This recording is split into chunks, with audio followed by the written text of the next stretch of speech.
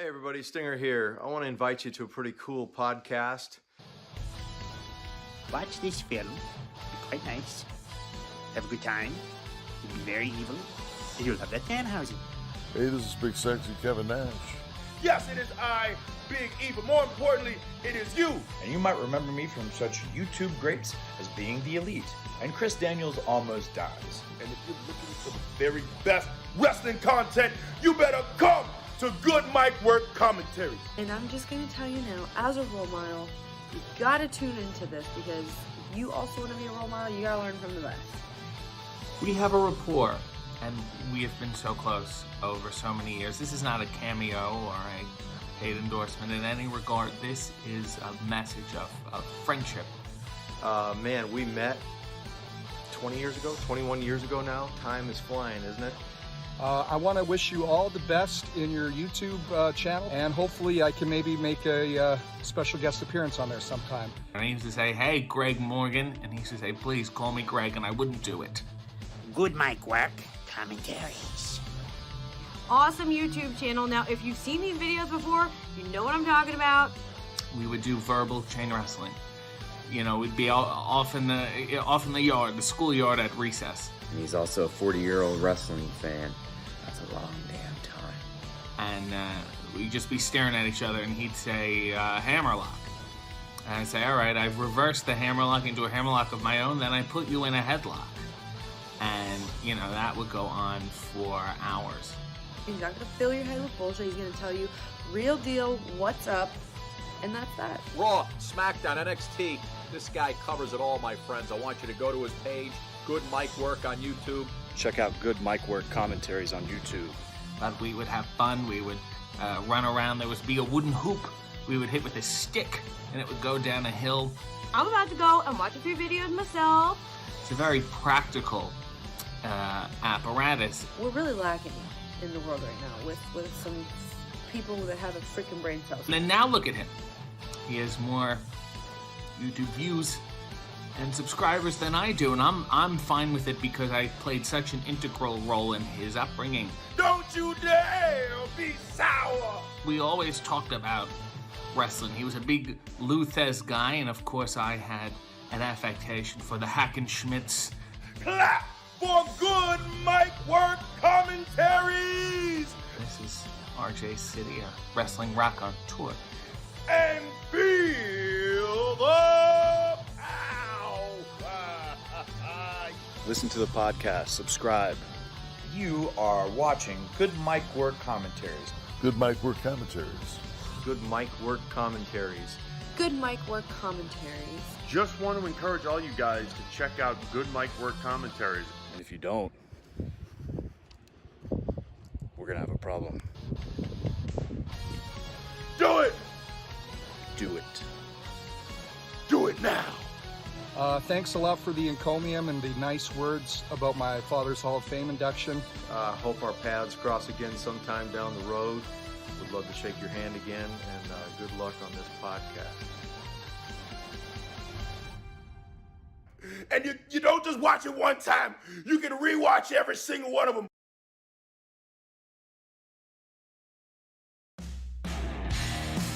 And now, Good Mic Work Commentaries and Greg Morgan presents the Winged Eagle Podcast.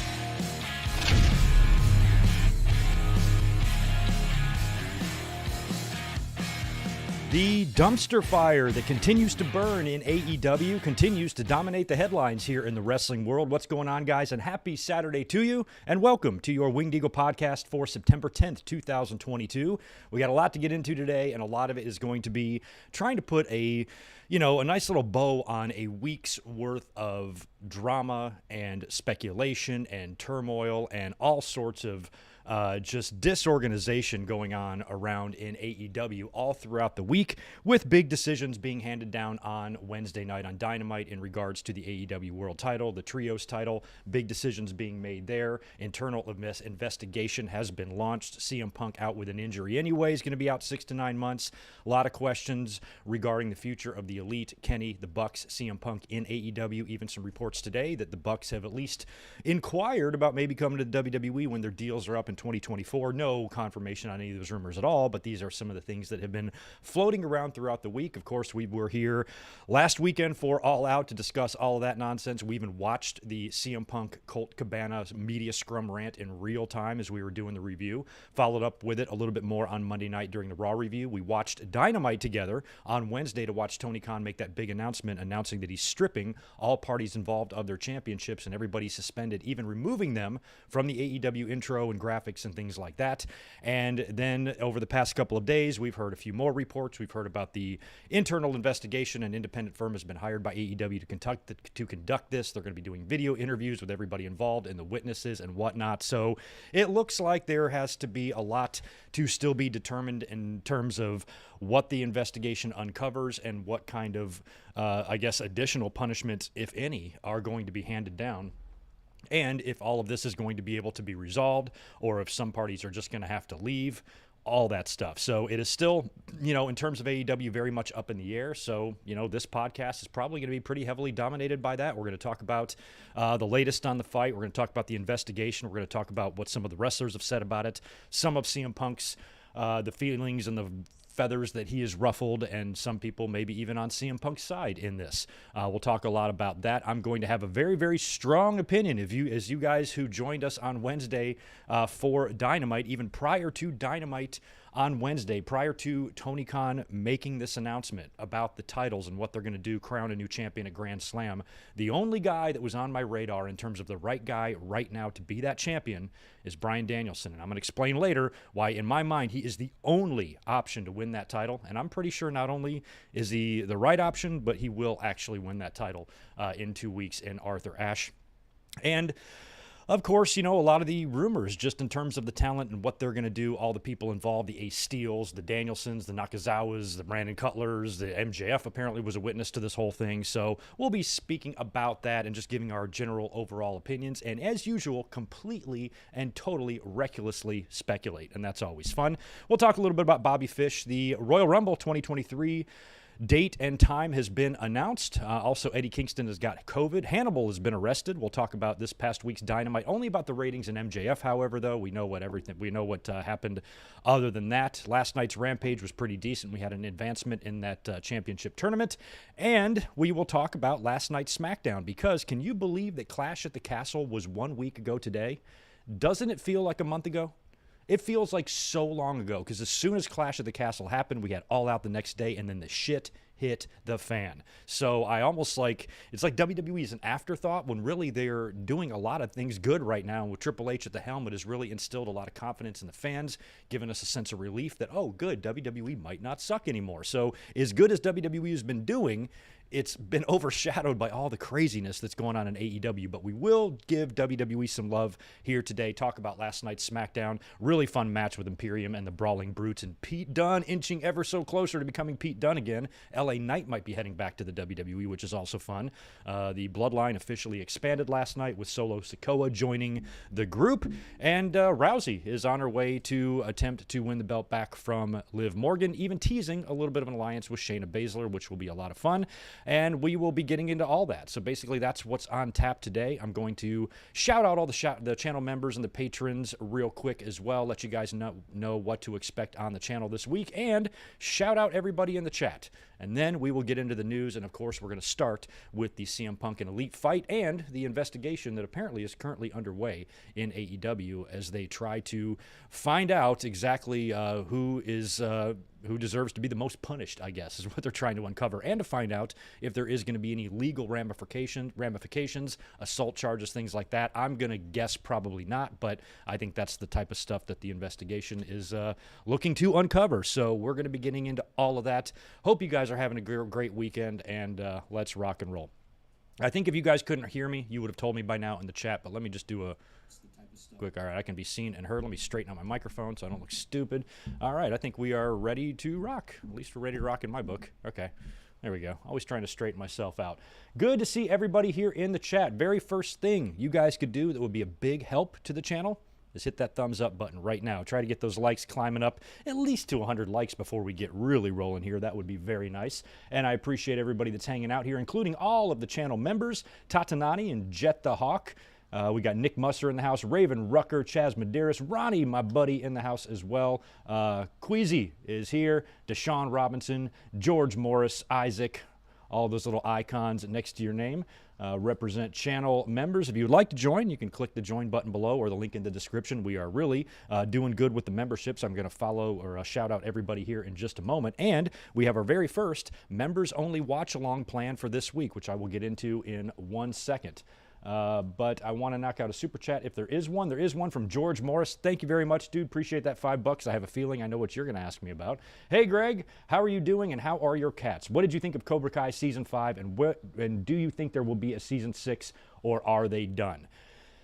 I'm not going to get into too much Cobra Kai right now because we have a lot to get into, but maybe I can circle back to it if we have time at the end of the podcast. Season 5 was the best season in my mind. It was so great. They hit you with so many things in every episode.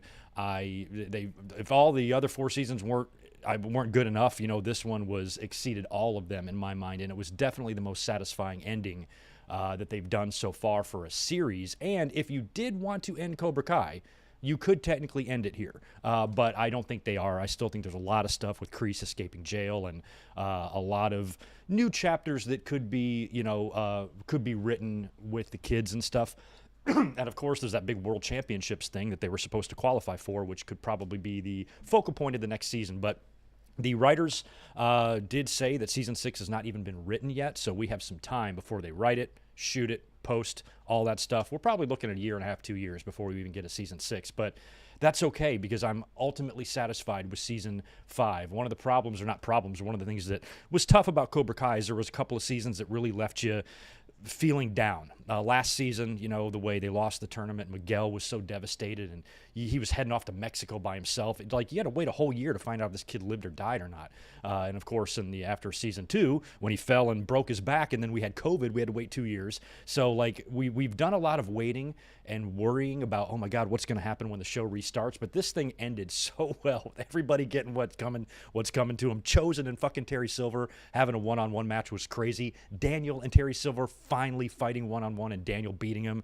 Crazy shit, but I could go on and on about that all day. I'm a huge Cobra Kai and Karate Kid franchise mark, if you guys have not noticed, but this is a wrestling podcast and we're not trying to bore everybody in the chat. But Stingray did sing Judas out loud in the show. I actually took a video of that, tweeted Jericho, and he retweeted it yesterday. So Stingray was on the Jericho cruise with us a couple years ago, and there's been a lot of wrestling references in Cobra Kai throughout all 5 seasons. T-shirts and Heart Foundation, John Cena, British Bulldogs, all sorts of references, Ultimate Warrior throughout the show. So that wasn't that surprising, but seeing Stingray belt out some Judas was pretty fun for us Cobra Kai fans. But anyway, how Weezy, glad to see you are here as well, and Victor Colon. Isaac, I'm not sure if I got you earlier, and thank you for all those late birthday wishes. My birthday was last Tuesday. I'm the big 4'5", halfway to 90. Yikes. But anyway, before we get into the news, I also want to let you guys know what to expect from me this weekend. Normally on Sundays, we do our classic pay-per-view watch-alongs, provided there's not already a pay-per-view scheduled or provided I don't have any crazy work thing going on. Most of the time we are here. Unfortunately, I have to ask you guys a favor. Would it be okay if you let me off the hook for tomorrow? My family is throwing me a little belated birthday party tomorrow on Sunday, plus it's NFL Week 1. My brother-in-law is from Kansas City, so we're all going to go over to my sister and his house to watch the Chiefs game, hang out. They're going to celebrate my big 4-5. And in order for me to do that, I have to take the watch-along off. So I'm hoping you guys are okay with that. I'm very, very sorry. There will not be a classic watch-along planned for tomorrow, but I will make up for it somewhere. I'm just not sure where yet. But since you're not going to see me tomorrow, I will be up here for sure Monday after Raw. We'll do a Raw review, catch up on what we missed. So I apologize for missing tomorrow. That will happen a little bit, but hey, if there's ever a week to miss a watch-along, maybe tomorrow is a good day to do it because NFL Week 1, at least here in the States, is a big deal. And even though a lot of you like to join us every week for the watch-alongs, if I'm going head-to-head with some big Sunday night game or something, you might not be into that. I could still come home and do the watch-along technically a little bit later in the night if I wanted to, but then it's very late for you guys. I'm probably going to be having some soda pops tomorrow, so I might not be feeling feeling like doing any watch-along. So tomorrow, September 11th, is out for the watch-along, but we will be back up on Monday for a Raw review, back up on Wednesday for the Dynamite watch-along, and then, of course, next week we'll be back for the podcast. But I also have a planned members-only watch-along, so if you are a channel member, you can get in on this, and if you're not a channel member, become one, because every month we're going to do a Raw or Nitro watch-along on the channel.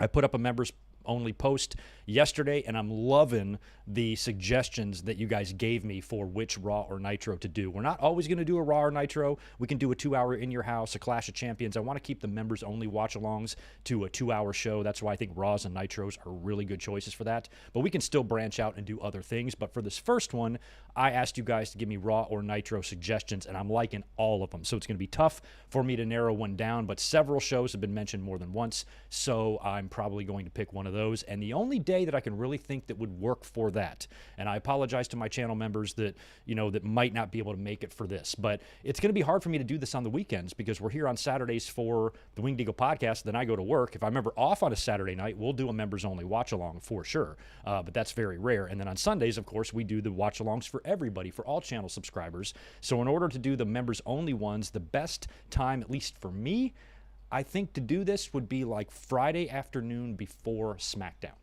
So 3 hours before SmackDown starts, we'll do a 2-hour watch-along, allowing you an hour after we're done to get yourself set to watch SmackDown. I understand a lot of people might work on Fridays. That might conflict with your schedule. We'll see how that goes, and we might change it around in terms of the members-only videos. But these are also videos you can come back and watch if you're a member, so you don't have to necessarily join in live. But I think that's really the best time for me to do it, unless, I could do it on Thursday afternoons or something. But I think just like Friday before SmackDown would be better than a Thursday. But if Thursdays work out for people, we can do it that way too. But I think for the most part, it's gonna be fine for some, not fine for the others, and it's gonna be hard to really please everybody in that situation. But as of right now, I've got it scheduled for this coming Friday before SmackDown, and I will choose a show from that members-only post, and I'll let you guys know which one I've picked, and I'll have the link up for you by Monday. So just keep that in mind. If you are a channel member, we're gonna get to the first watch-along this month, this Friday, and then maybe in October,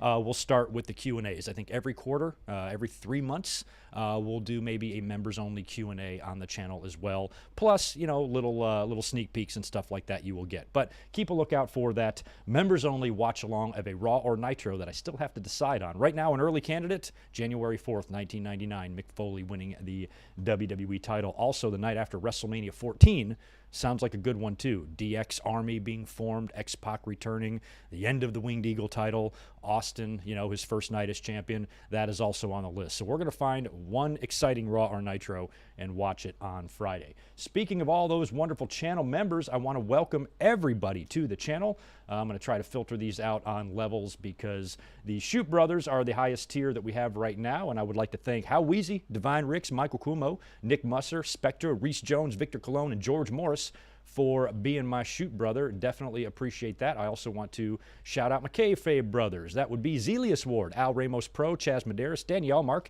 Jimmy Anderson, Ronnie, what's up, dude? Marcus the Entertainer, Chris Barrera, K-Dogs Kennel, Isaac and Steven Taylor, and all of the channel members, or the family members, I should say, who are part of our really fun family here. We got Damon Smith, William, Ian Dunn, Queasy, Bo Kavlovic, Zach H., Chris Miner, Mike Witt, C. Mac, Ian Joe Dunn, Mab, Joshua Aparicio, Sam Piboon, Spaz Phoenix, Nicole Lensing, Nikita Abalakin, Deshaun Robinson, Zane G., John J.E. Dennett, Tatanani, Max Pokerbra, Zach Palgett, Red Raven Rucker, Population 420, JJ Leg, just about up to 50 members now on the channel. Our earliest goal was 100, so tell your moms and try to get us 50 more channel members here in the next couple weeks. That would be super. Also, thank you very much to all the current subscribers on the Patreon page. Zach Palgett, Joseph Hudson, Chris Broski, Divine Ricks, Nikita Abalakin, Chris Miner, Super Fluffy Toaster, Martin Can, Deshaun Robinson, Apron Bump Podcast, Alan Carter, Brandon Yelverton, Nick Musser, K-Dogs Kennel, Ryan Y, Devlin Husband, John Redifer, Claudio Clavedetcher, Daniel Rodriguez, Reese Jones, Josiah Blevins, John Riffle, Michael Kumo, Naveed, and Blake Moran. That is a lot of people who financially support this channel. I appreciate all of you, and many of you support not only on the YouTube, but on the Patreon as well, and you do both. You guys are absolutely amazing. Thank you, as always, for all of your support. Couldn't do it without you. That should do it. for the nonsense, because those of you who are here waiting to hear me talk about stuff are like, will this bald bastard shut up about his Patreon members and get into the news? So we will do that.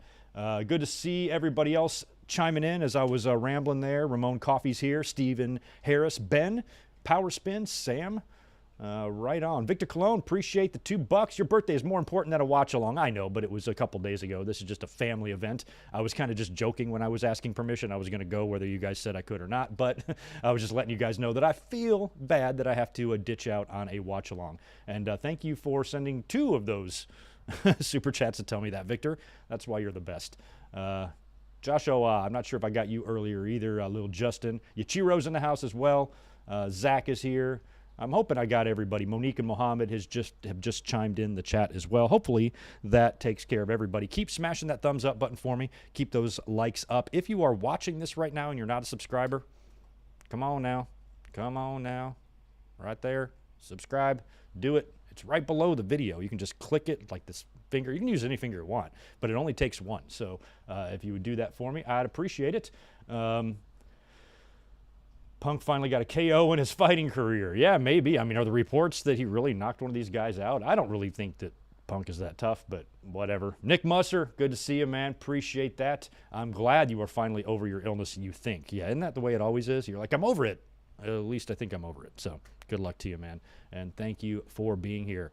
Well, why don't we get into the wrestling news and try to follow up on the latest on the CM Punk and Elite backstage fight, following All Out and following CM Punk's very controversial comments at the media scrum, with which there are lots of reports and speculation and rumors about the rant itself possibly being something that CM Punk planned. Wouldn't be surprised based on how how angry he seemed to be. But the latest in the fight, like the actual physical altercation that took place, that we've heard lots of varying reports on. There was reports that the Bucks kicked down the door. Those are kind of now being refuted. Nobody is saying that they kicked down the door. They just walked right in there. There was reports of Ace Steel biting Kenny Omega. There's been reports that Kenny Omega, even though he was probably pretty pissed at CM Punk, was trying to protect the dog during this. Else Ace Steel thought his wife was in danger, so that's why he went nuts. Apparently Pat Buck was a part of this.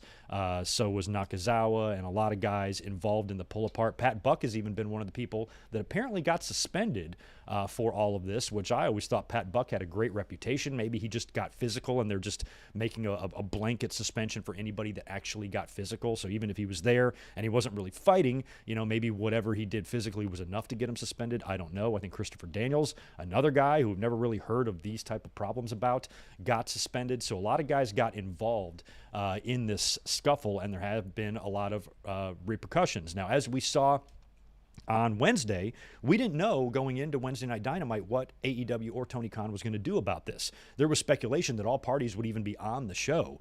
And in my mind, when you hear about a story that got as bad as it did, there was really only one thing you could do. You have to suspend everybody. But the problem is Tony Khan has to suspend 4 people that he literally put championship belts on that night.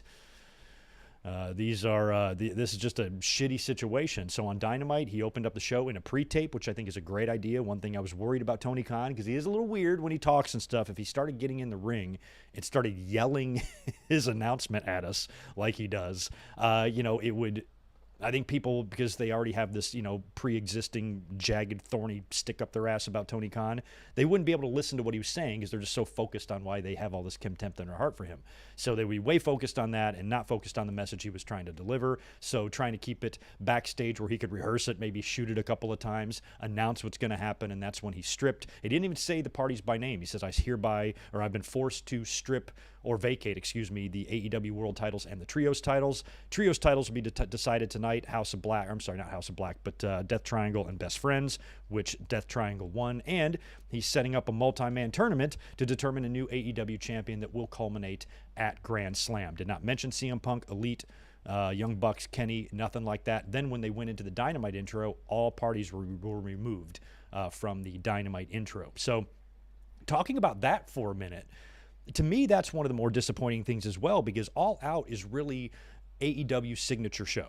And they haven't been around for really that long enough yet for All Out to develop that like WrestleMania aura. It's come close. I think Double or Nothing is a little bit more fun than All Out. But, you know, All Out being in Chicago, this kind of being their, their statement show, their WrestleMania, the one event where they try to put up their biggest matches and whatnot. To have something like this happen there, kind of at the event that started everything, and an event that CM Punk had his first match at last year, and 1 year later, just everything is going to shit, and what should be one of the best nights in the company of the year turns out to be one that they wish they could forget. All the money that they spent promoting, building these matches, crowning a new AEW champion for the second time who can't defend it. Twice now this guy's won the title and been injured immediately.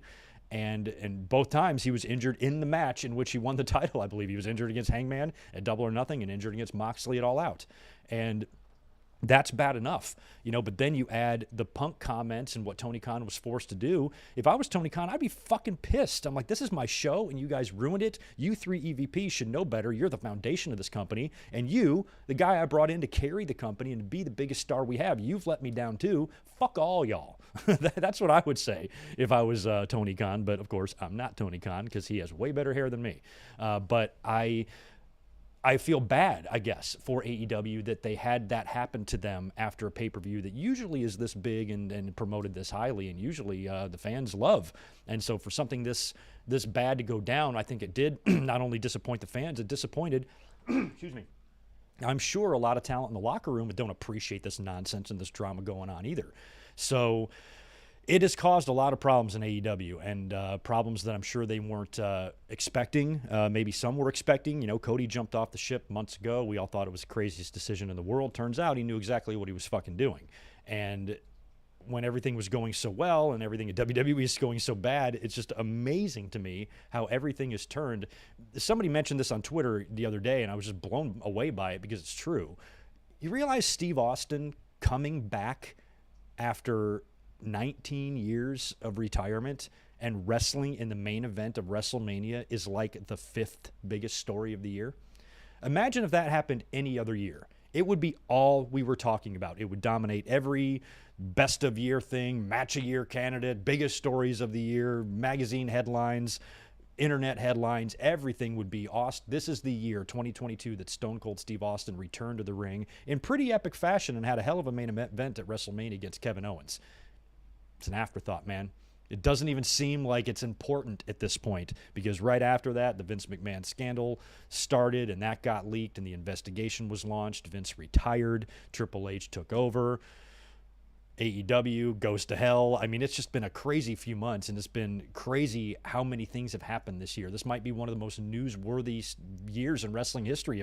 If you ask me, it is. Even without the AEW stuff, like Vince alone, to me, makes this one of the biggest news-making years in pro wrestling history. So 2022 is going to be remembered. We all remember 2020 for how crazy that shit was and how the year started off with so much joy and heartbreak. We had Kobe Bryant dying and Edge returning to the WWE within like 24 hours.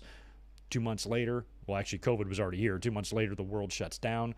We're thrown into Daly's place and fucking Thunderdomes and wrestlers being released left and right. It was like one bad thing. Remember all the jokes? When is 2020 going to end? It's the worst year ever. So this isn't necessarily the worst year ever. It's just the most newsworthy year that I can remember in all my years watching or even covering wrestling here on YouTube. And we've been here through everything together. We've been here through The Rock's return and Edge's retirement and return and all these crazy things that have happened. CM Punk leaving the WWE.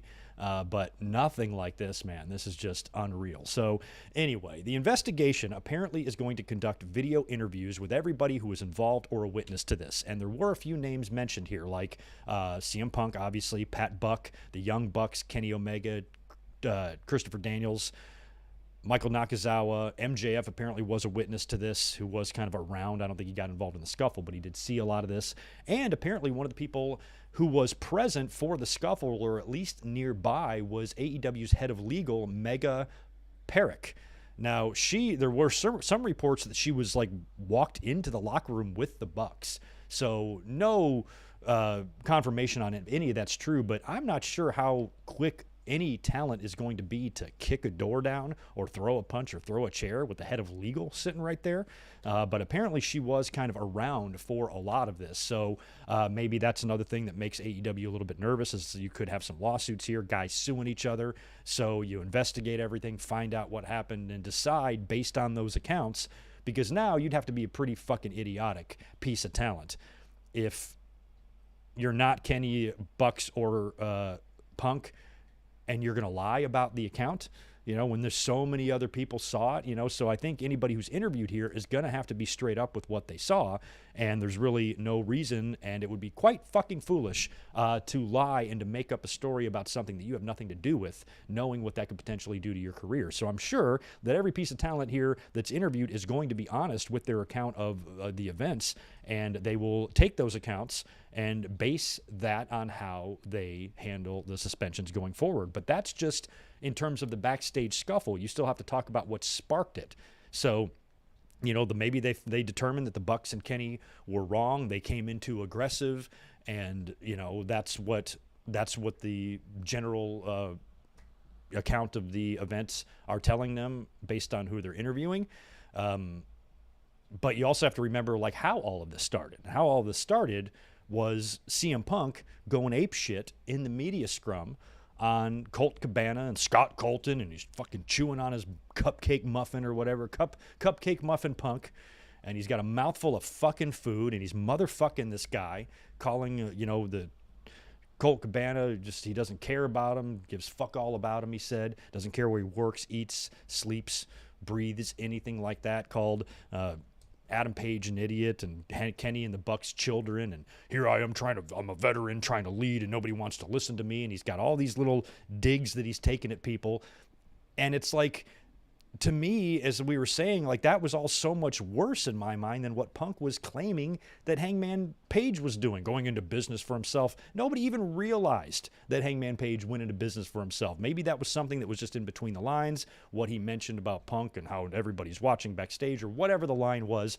There was no fan, and not one single fan on Twitter saying, ooh, that was a burn on CM Punk, because we just got done watching Punk have feuds with MJF and Eddie Kingston, who said far worse shit to him than that. I think this was a clash of styles, personalities, stubbornness with Page and Punk. Why that whole thing came off a little bit clunky, apparently, is because Page and Punk were not on the same page, and Punk singled out Page, saying he didn't want to listen to him and things like that, stemming from an interview where Page was asked if he takes advice from veterans, and he says no, not really. CM Punk was mentioned by name in that, so this rubbed CM Punk the wrong way as well. So Punk seems to get very upset about shit that I just personally believe shouldn't really upset him that much. It's okay to have a little beef, or you maybe not like a guy too much, you don't really want to work with him or whatever, but you still have to go out there and be professional. And for Punk to come out there and give him that receipt a couple of weeks ago on Dynamite, and then go off on this rant in the media scrum based on the timing of it,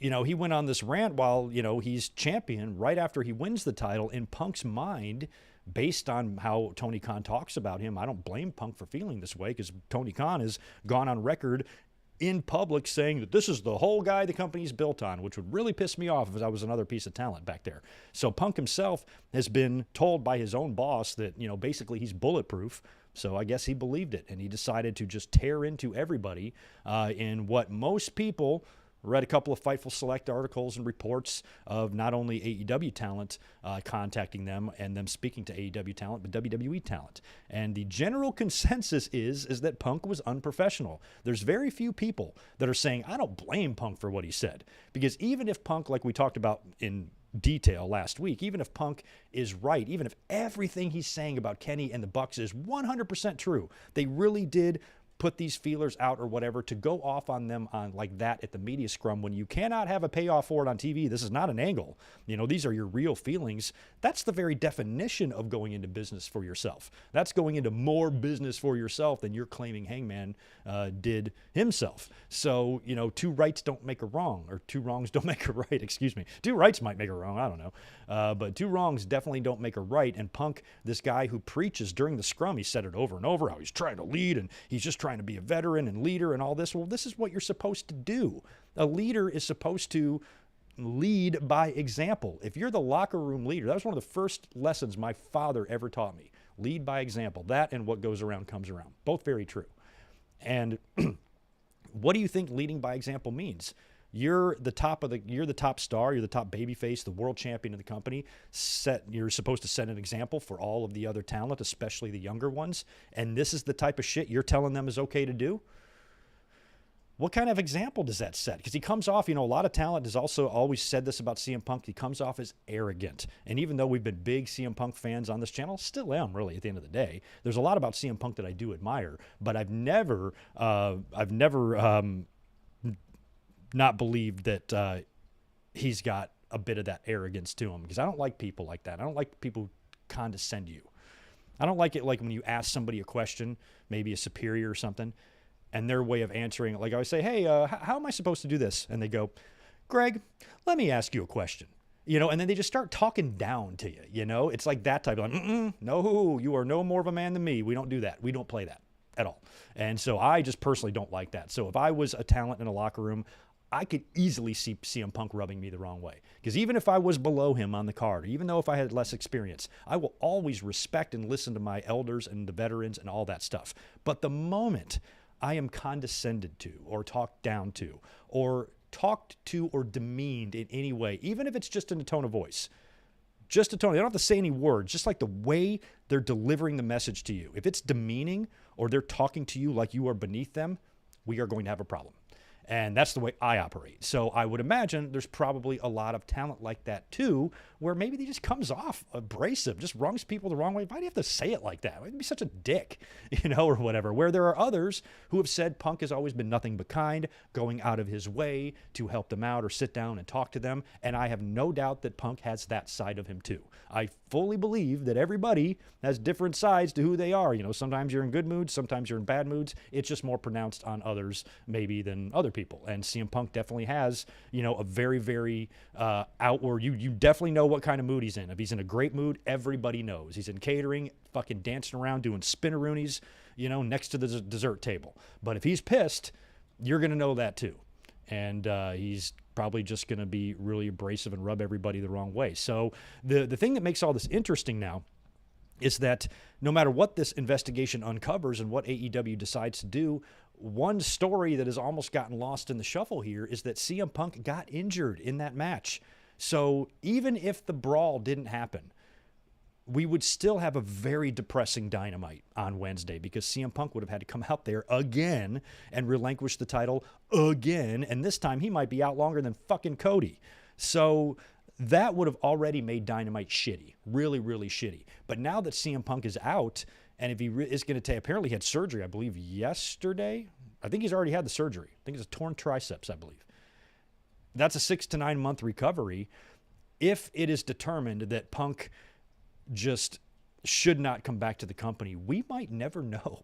We might not know the status of CM Punk until 6 to 9 months from now, because AEW could always just quietly release him or quietly part ways and try not to let anything get out, too much or dominate headlines too much. But if Punk wouldn't have gotten injured, I think we would have known the fate of CM Punk a lot sooner. So right now, I guess officially at the moment, everybody is suspended.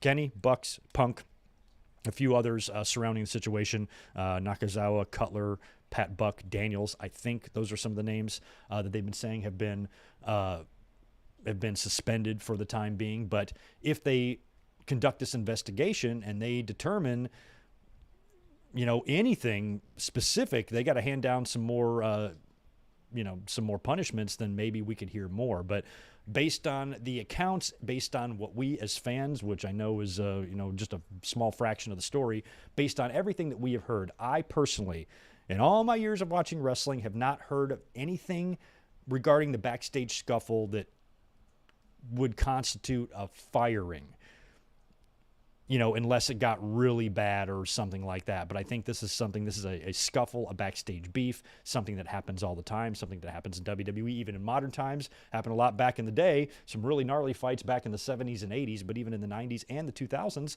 you would have beefs and problems all the time. Kurt Angle and Eddie Guerrero famously got in a little wrestling match on the floor because Eddie Guerrero was dumb enough to leg dive Kurt Angle and got his ass kicked for it. So there's these things that happen all the time. You have to expect that you're going to have tempers boil over, in the ring and stuff. But, this is all high school shit. This is all based on, promos and things like that instead of, actual things going on in the ring or working stiff or whatever. So I think if you just have a little shoving match backstage, maybe even somebody throws a punch, you do some suspensions, you do some fines, you let everybody know, hey, anything like that ever happens again, you will not be suspended. And I think everybody who's making this type of money should be mature enough in their life to realize that, hey, making money is a little more important than these stupid beefs. Let's all coexist so we can continue to have our careers. And a lot of people are saying that this would be a great opportunity for them to make money off of this situation if we got some sort of future Kenny Omega versus CM Punk match, which I was hoping we were going to get anyway, but we're not going to get that now. And with Punk being out, even if everybody does come back, so much time is going to have passed, and AEW is, have gone through the healing process and moving forward process. Are they even going to want to revisit this in 8 months next year when CM Punk comes back, or if he comes back? Are fans really going to want to see him show back up in AEW and then cut a promo on Kenny Omega and the Bucks? A lot of fans were turned off by this. I mean, I don't want to say upset or pissed or mad. I was just disappointed that all of this was happening because, CM Punk came in and he caused that much issues within such a short amount of time. He literally, whether it was directly or indirectly or whatever, but the minute Punk got there is when things, started happening, and this cancer started spreading and growing, and then it culminated all out where everything just imploded. And Punk has been there, I guess, all year doing that. Although there have been a lot of people that said Punk is a great, personality to have in the backstage locker room. It just depends on the situation. And as we've seen from Punk so many times, he a lot of times has things to say and gets mad and severs ties and relationships very, very easily. So there were some more speculation about Punk's rant in terms of it being planned. And I even said that when we were watching it the night of the review. I'm like, this seems like he's cutting a promo here. This seems like he had this in mind, like he wanted to get this shit off of his chest. And Dave Meltzer and Brian Alvarez speculated in the latest Observer Radio that Punk's scrum comments were planned. Meltzer added in his newsletter that Punk told some people when he returned 2 weeks ago that, hey, after All Out, the scrum is going to be interesting, quote unquote.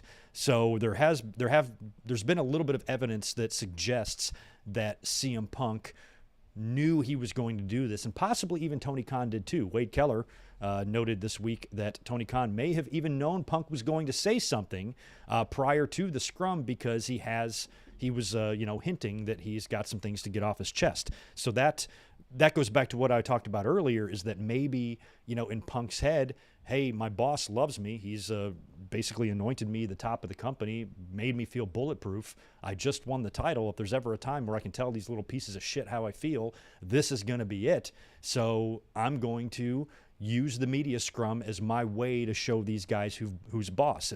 He's been bubbling it up and has been building and festering in him ever since May, apparently, when Hangman Page said whatever he said, which probably just amounted to only Page said something in a promo Punk wasn't expecting. But when he didn't expect that, like, how bad was it? You mean all that shit that MJF and Kingston said was okay, but what Page said wasn't. And sometimes the most minor of miscommunications can be enough for Punk. That's all he needs. A story about him severing ties with Hornswoggle because he asked him for a phone number and shit. It's crazy. Kevin Owens, famously back in Ring of Honor, CM Punk treat him like a piece of shit for wrestling with a shirt. Fuck you.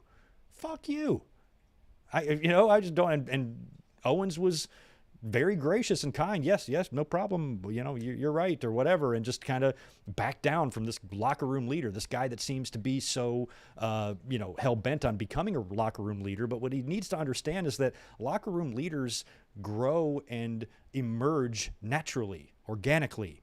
They do that by setting examples and being good leaders. You don't just come in one day and decide you're going to be the locker room leader. It doesn't work like that. And it certainly doesn't work real well when you have this abrasive, aggressive, arrogant attitude about everything. So in that regard, that's why I don't have a lot of sympathy for CM Punk for anything that people say about him or his perceived reputation, because we've had lots, we have got a big sample size of people talking about CM Punk and how his demeanor is and his attitude in a backstage environment. Take all of those stories that you've ever heard about CM Punk over the last 20 years and put the good ones next to the bad ones and just compare the sizes of the lists. That's all you need to do. And you're going to have a whole lot of good things being said about Punk, as we have said many good things about CM Punk. Still do. There's still a lot about CM Punk that I love as a wrestler. I just hate that he took it to this degree. I hate that he preached professionalism and then acted unprofessionally. I think that's incredibly hypocritical. And because of that, it sparked what turned out to be this big melee brawl, fucking Pier 6 behind the scenes, that has really sent the company into huge disarray. And that's all because of you. It's all because of you. So who knows what CM Punk's demeanor is right now? I know he's nursing his injury. He just had surgery. He's probably got a lot of other things on his mind. But look at it from Punk's point of view. Put yourself in Punk's shoes. Do you think, as fans, that Punk feels any remorse at all for this? Is he still sitting there at home, stubborn, like he was completely in the right, and the Bucks and Kenny, what they did was unforgivable, and he had every right to attack them the way he did at the media scrum? Do you think he's thinking that way? Or do you think that he might be like, yes, I still hate those motherfuckers, but maybe I shouldn't have said what I said. I had this idea that I was going to go off on the media scrum, and look what happened. It cost me my title. Not that my injury wouldn't have caused it anyway. Cost me my title. Everybody's suspended. AEW's, in a lot of trouble. Tony Khan's getting a lot of criticism. I did all this. Do you think he feels bad? This company that he claimed he was coming in to help because he respected the young talent back there, was excited to work with him, respected how they handled the death of Brody Lee and how the company operated internally, and that's what attracted him to them. Is that really something that he feels good about? That, is he sitting there feeling guilt? I kind of hope he does. I would be like, even if I felt like I was right in terms of my anger, like I have a right to be mad at Kenny and Bucks, maybe I didn't have a right to deliver the message in that way. And what that caused, the domino effect that caused, has given the company a lot about bad press, and it all points back to me. What was the starting point? Good old Phil Brooks. So that's the common denominator here. It all goes back to him. And I've seen a lot of people, I don't blame Punk.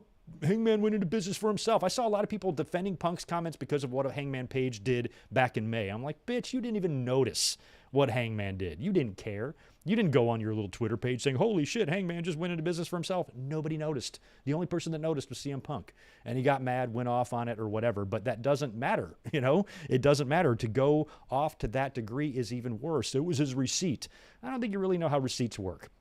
That wasn't a receipt. That was something that was detrimental to the company. You should be able to give a receipt is something that you can do without causing any fucking after effects. A receipt is when you get potatoed in the ring. Next time you're in the ring with that guy, you potato him back.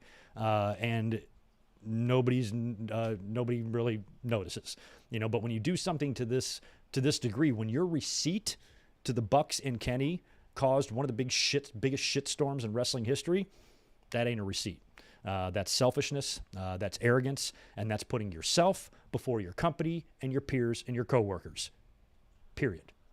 No two ways about it. And that's what he did.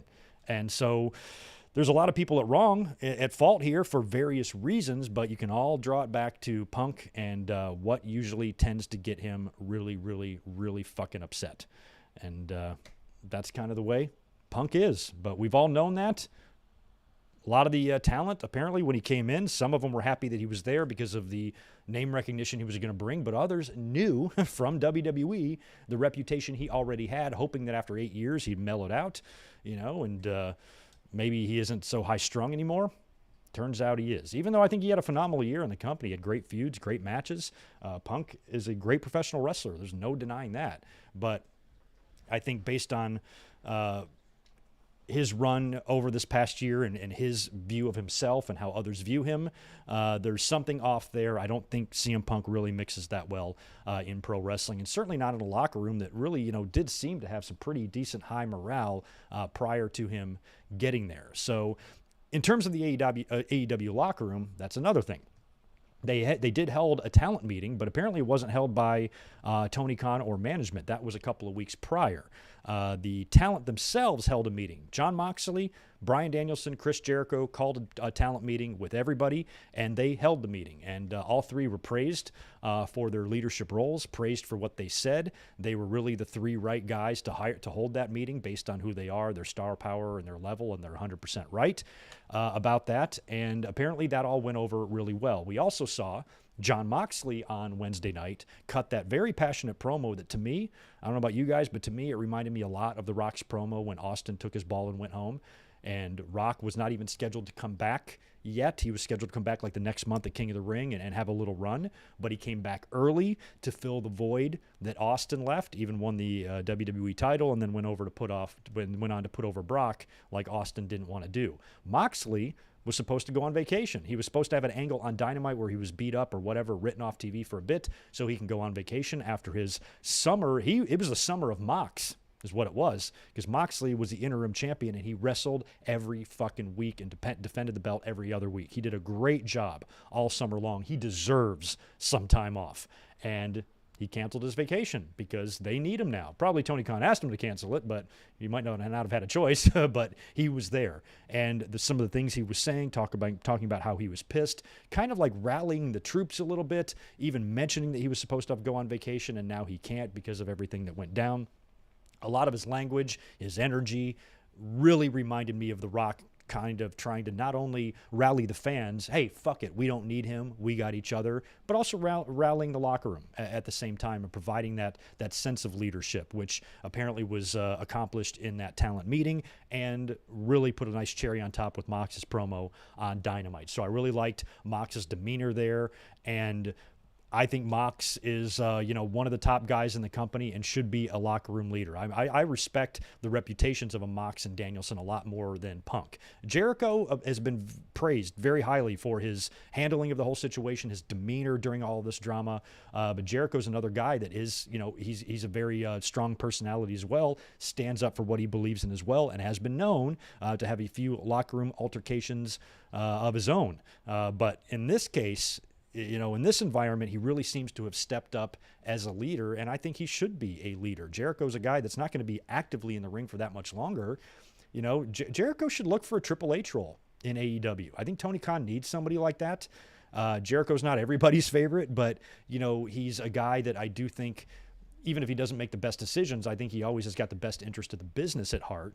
And you need maybe somebody like that who's got all those years of experience working for multiple companies. Jericho has worked everywhere. Everywhere. ECW, WCW, WWE, New Japan, Mexico, Stampede. He's done Smoky Mountain. He's wrestled everywhere possible. And he's worked with a lot of people. He knows a lot of different styles, a lot of different wrestling territories around the world and around the country, and might be a good guy to be Tony Khan's son-in-law without having to marry Tony Khan's daughter. Is Tony Khan even married? I don't even know that, to be honest. So I think Jericho would be a good guy for that. Now, in terms of who should win the AEW title, like we saw on Dynamite, Tony Khan announced that Moxley and Jericho would get first-round buys, kind of like Hogan and Andre at WrestleMania 4. Danielson would take on Hangman Page on Wednesday. Sammy Guevara and Darby Allin would fight on Friday.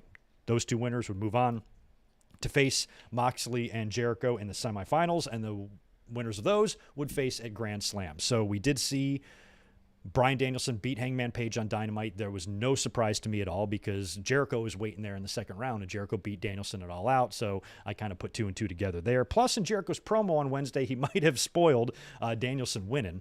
And then last night, of course, we saw Sammy Guevara defeat Darby Allin. So on Wednesday, we've got two semifinal matches. We have Danielson and Jericho, Moxley and Guevara. The winners of those two matches will face the following week at Grand Slam for the new, not interim, but the actual AEW title.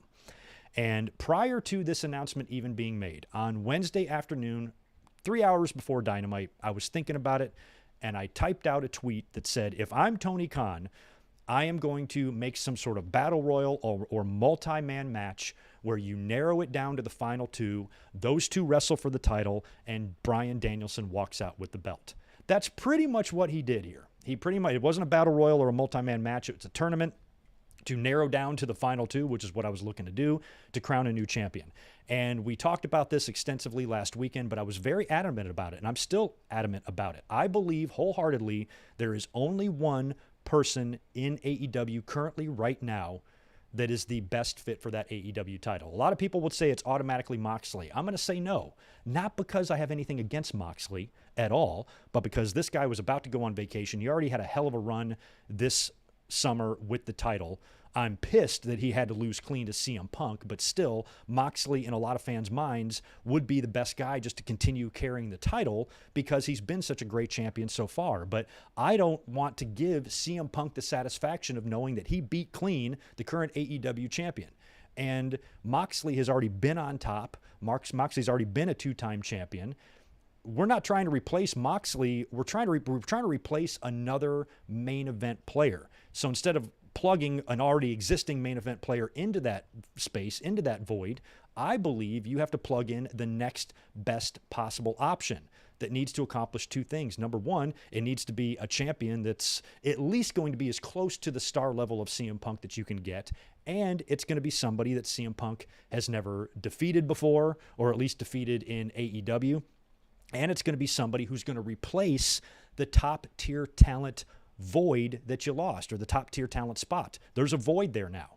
You know, a lot of people refer to wrestling as, oh, it's just a machine, and, when you lose a wrestler, and you just take the gear out and you replace it with a new gear. Some gears are bigger than others. Some gears are more important than others. And I brought up The Rock earlier on when Stone Cold Steve Austin left. When you lose a Steve Austin, you replace him with a Rock. And when you lose a CM Punk, I believe you replace him with a Brian Danielson. I am 1,000,000% behind him winning the title, probably more than I've ever been behind any opinion in my life. I think it's the best decision for AEW. It's the guy they need to go with.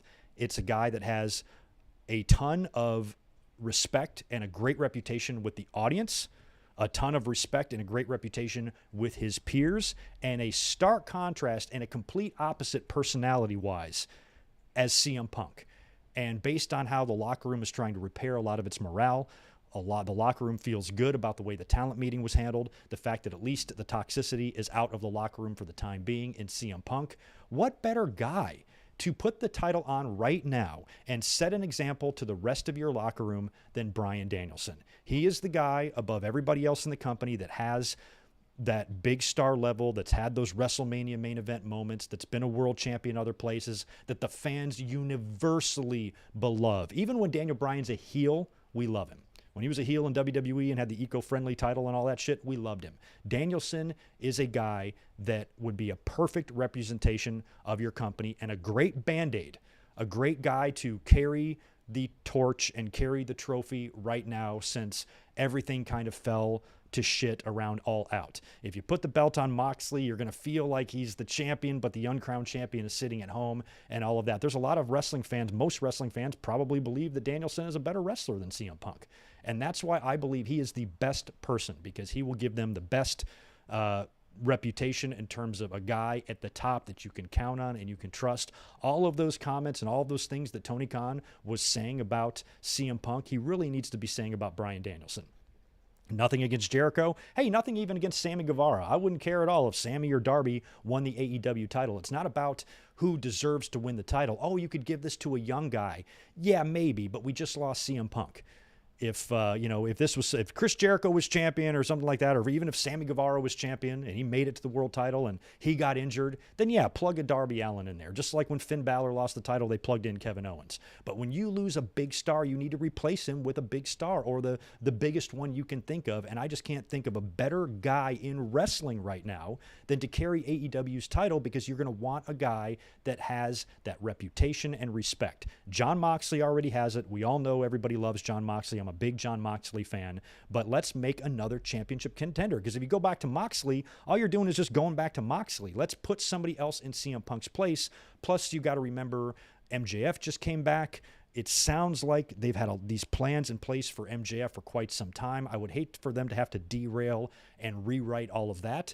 So instead of just fast-tracking MJF to the title, maybe you put the belt on Danielson so you don't have to completely derail your MJF plans. Whatever MJF was going to do with CM Punk, he can probably just do with Danielson instead. As a matter of fact, a lot of stuff that CM Punk was doing, Danielson can probably just do instead. I think he would be the most seamless transition. I think he'd put the title on another very popular and very well-liked babyface, because that's what CM Punk was supposed to be before the media scrum, and he would be the best possible option. I've never been this adamant about anything in my life, and it's like I said, it's nothing against Jericho, it's nothing against Moxley, it's nothing against Sammy Guevara. It's all about Brian Danielson to me. He is the guy that not only I believe should walk out with the title at Grand Slam, but I believe will. I think Tony Khan realizes this too. He's the guy. He's the only guy. He's the only guy. Have I mentioned yet that he's the only guy? I believe Danielson needs to win the AEW title, and I believe he will. That's the guy you need right now. He's the personality. He's the wrestler. He's the dude you need right now. Another time of the year or something, it can be somebody else. But based on everything that's going on, you need to have somebody as your top champion that is going to have the opposite effect in your locker room that Punk did. And I think it's pretty safe to say men, women, children, and pets universally all love Brian Danielson. So he's my pick to win the AEW title, and he's the guy I absolutely believe should win it. So on Wednesday, I believe he's going to beat Chris Jericho. I also believe Jon Moxley is going to beat Sammy Guevara. And then I believe the two Blackpool Combat members are going to have a hell of a match at Arthur Ashe, possibly with Regal either at ringside or on headset for this. I think Danielson's going to win. I think Moxley's going to congratulate him, and Moxley's going to go on that vacation that he's been planning. That's what I would do. It does give Moxley 2 very large losses in a row. I understand that. Right after this guy's been virtually undefeated. Nobody's beaten him clean, I don't believe, in AEW until CM Punk did it on Sunday. So it's not my first decision to go ahead and beat this guy right away again to Danielson, but Danielson is just the guy that I think they should put the title on while he's healthy, provided I think he is healthy. I mean, he's in the ring right now, so he's cleared. He's at least good to go for right now. He's a guy that's had a lot of injury problems also. He's a guy that's not getting any younger, and if AEW ever does want to capitalize on them having a name like Brian Danielson and actually put the title on him, you better do it now before he gets hurt again or, gets another year older or anything like that. He's there. He's ready. He's the perfect guy. Belt him. Belt him, TK. You better be listening to this. If that doesn't happen, I'm going to be disappointed. I guess unless Moxley wins. I should say that. If Moxley beats Danielson and wins the title, Greg is not going to be upset. I love Moxley. It's just if I'm Tony Khan, I'm replacing Punk with somebody better than him. And I believe Danielson is. So there you go. Speaking of who's going to do what, who's going to go where, there are some reports today that the Young Bucks have reportedly sent feelers out to WWE through other talent. So this isn't like a contract tampering situation. This is just regular shit that happens all the time. Oh, my deal is coming up in 9 months. Maybe I'll text R-Truth or any of my friends in WWE, hey, ask somebody if they would be interested in having me when my contract is up. And I think that's kind of how the way it works. So apparently the Young Bucks, according to Ryan Frederick anyway, of the Wrestling Observer, noted on the online message board, on their online message board, that the Young Bucks had their options picked up last year by AEW and did not sign new deals. So there were some reports that they had re-signed. I thought we had heard they had re-signed new deals and all re-upped their contracts. The Bucks and Kenny did, but apparently their options were just picked up for 2024, meaning that their contracts are going to end in 2024. So that gives them another year plus in the company. And if all of this going on now, if they're feeling like some sort of contract extensions or anything like that are not going to be possible in the future, they might be looking to get out of there. But 2024, it's still 2022. We got a long way. What are they going to do? Sit out their whole deals until they go to WWE? I don't really know how much stock I take in these young bucks going to WWE or sending out feelers thing, but it was all over Twitter Day when I got up. All these random Twitter accounts, just people who have accounts. Per so-and-so, the Bucks have sent out feelers to WWE. I'm like, how many times can I read this? We all have the same internet. I don't know why all these accounts like repeat this shit, but I don't think that them going there seems likely, at least at the moment, but I mean, maybe they're very pissed. You don't know their demeanor anyway. I talked about CM Punk. What do you think his attitude is like? Is he sitting on his couch pissed off? Is he sitting on his couch remorseful as he's nursing his injury or rehabbing his injury? Does he feel bad? Does he feel guilty? Does he not care at all? Same thing with the Bucks. How are they feeling? How's Kenny feeling? Are they pissed? I mean, they might have a reason to be pissed at Tony Khan too, don't forget, because Tony Khan, is their boss. They are all executives in the company, and their boss sat right there and allowed somebody to verbally trash him or trash all of them. Even the report that Wade Keller had mentioned about Tony Khan possibly knowing that that CM Punk was going to go off in the scrum or was going to say something or get something off his chest. If that was the case, why didn't Tony Khan go to CM Punk and say, hey, can I ask you a question? What are you going to say in the scrum? Like, can you just at least give me a hint of what you're going to talk about? And if he's like, yeah, I'm going to fucking call Hangman Page an empty-headed fuck, and I'm going to call the Kenny and the Bucks children and assholes and all that stuff. And then Tony Khan might be like, yeah, can you not do that? So that's what I would say. But if Tony Khan knew Punk might say something like this, why didn't he bring it up to him? Tony Khan, during all of this, one of the biggest problems I've found here is that Tony Khan is not looking like much of a boss in this situation. He's looking like a guy who's being controlled by these wrestlers. This is a big problem. This is a big problem in WCW. And like I said last week, one thing the fans have to realize for the tribal assholes that want to get giddy and get on top of the roofs and shout about how happy they are that AEW is having problems. First of all, if you think you're a wrestling fan, you are not. But even people who are doing that need to realize that these are huge learning experiences for Tony Khan. He has now experienced something that not many wrestling promoters really have to go through, or they have to go through it very, very rarely. The closest thing to this of this level would have been the Montreal Screwjob, because that involved champions and people leaving the company and fights and things like that. It's like the biggest backstage altercation to happen since then, in my opinion. Yeah, we've had a lot of little fights, but nothing that has directly affected the title. And just like Brett got screwed out of his belts, Punk got stripped to his. So it reminds me a lot of that in terms of all of the, just the shitstorm that's surrounding the whole situation. It reminds me a lot about that and how big this story is. So, the Bucks might have a reason to be pissed at their boss, at Tony Khan, because he should have stood up for us, or he should have asked Punk about his comments or whatever. So maybe they've decided that they don't want to be in the company anymore. So I'm curious what the attitude is of everybody involved. That the Bucks and CM Punk and Kenny Omega are still very frustrated, and they're very pissed at each other, and they're very pissed at everything, and there's just no calming them down yet. Or if any of these parties, independently, unbeknownst to us, have sent the others a text. Maybe Punk sitting there rehabbing or whatever, and he's just like, I'm gonna text Nick. Hey man, if you want to talk, maybe we can get together. I don't know. You don't know if they've tried to work stuff out between them. Hey, this situation's gotten out of control. Regardless of whose fault it is, we have caused some serious problems for our coworkers, our boss, our fans. We need to try to come together to rectify this. And maybe, if I'm CM Punk and if he really feels guilty or anything like that, and he really cares about the business as much as he says he does, when he comes back, he should do some match where he jobs or he lets Jon Moxley beat him or something like that, and then he just leaves wrestling forever, if he really cares so much. But that's a long way off. So we don't know behind the scenes if there's any maybe the Bucks and Punk have been told not to contact each other just to avoid anything else going wrong.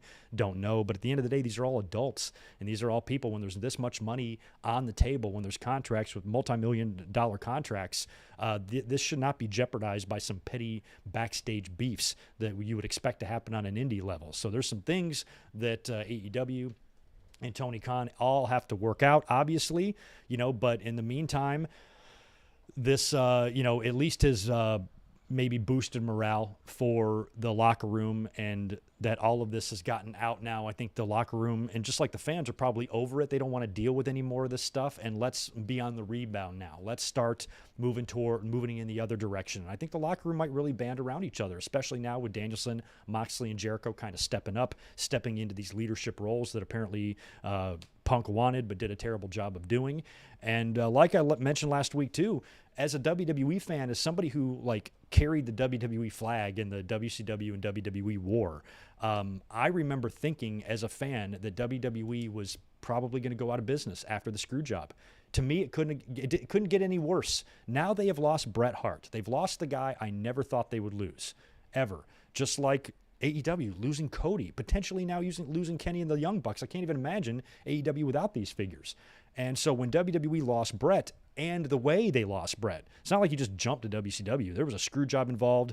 Bret lost the title. He spit in Vince McMahon's face. He punched him. A fucking brawl. All these bad feelings. Bret Hart wanting to literally murder Shawn Michaels. It was so ugly.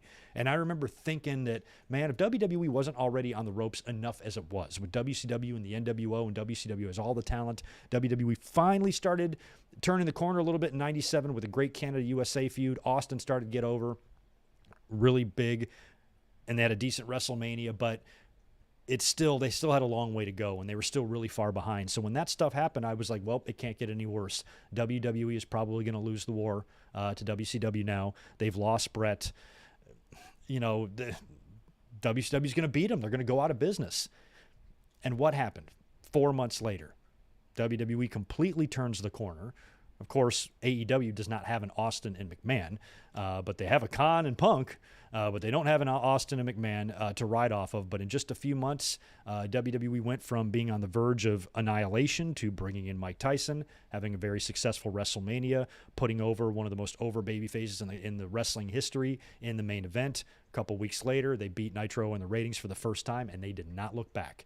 And just when you thought it couldn't get any worse, they turned out to be bigger, and that was the beginning point of WWE reaching heights that as a fan I never thought they would reach. So we have that to look back on for, basically for examples and what can happen to a company when something really bad happens.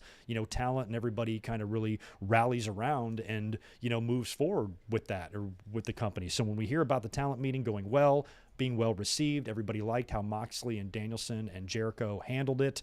They're probably kind of rallying around each other. Come on, let's get our shit together here. We're not children, and let's start moving forward and get this company and get this ship righted again. And I think that that's a very real possibility of something happening because it can't really get any worse.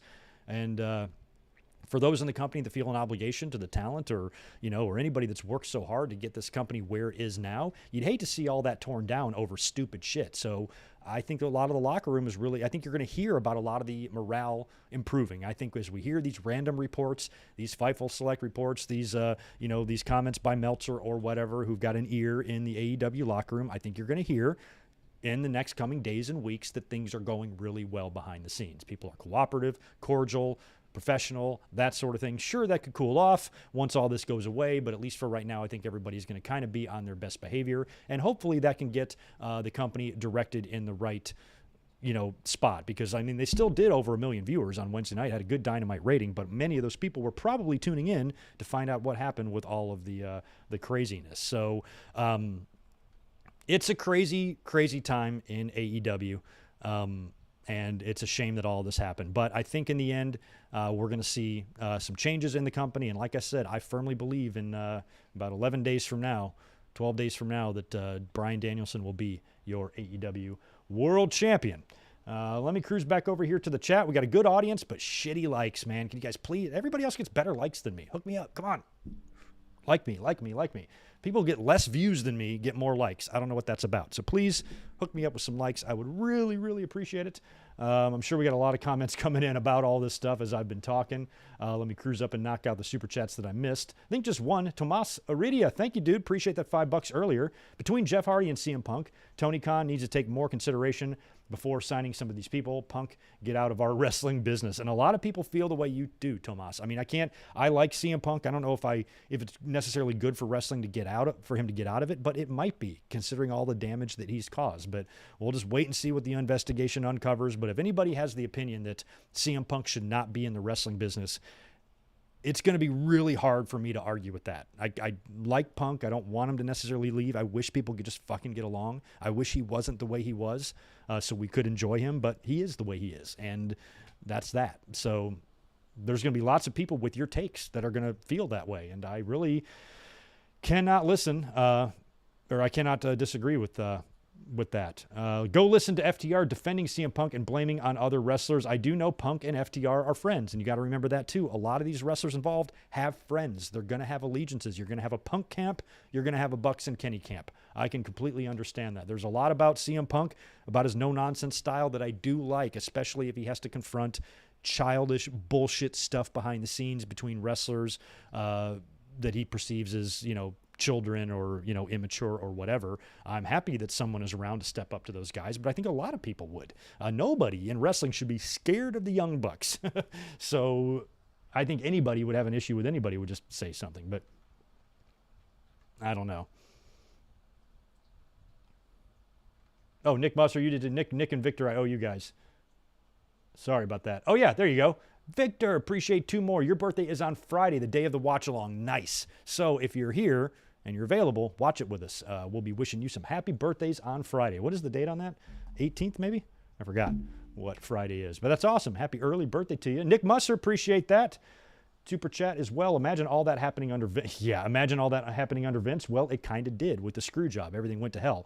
Vince is not above having turmoil happen in his company. We all know that. But in terms of Vince McMahon having a press conference or a media scrum sitting right next to his champion while his champion calls Bruce Pritchard a fucking moron and everybody else around Vince in his own inner circle and all his executives, empty-headed, brainless twats or whatever CM Punk said, that would never fly around Vince McMahon. But to act like WWE's locker room has been, all great and with high morale for many, many years isn't exactly accurate either. But yeah, in terms of what Punk did at the scrum, sitting next to Tony Khan, and nobody would ever sit next to Vince McMahon and do that same thing, ever. Not Punk, not anybody. So it's pretty amazing that he... Oh, Friday's the 16th. Thank you for that, Victor. Oh, okay, I updated my YouTube channel name, Greg. Ultimate WWE Fan for Life. Ultimate. So no longer just WWE Fan for Life. Ultimate WWE Fan for Life. That's one step up. So maybe next time you can be Extreme Ultimate WWE Fan Forever. Because for life is just your life. Forever is forever. So you still got some work to do. Nice. We got another B-Day on the 16th. Right on.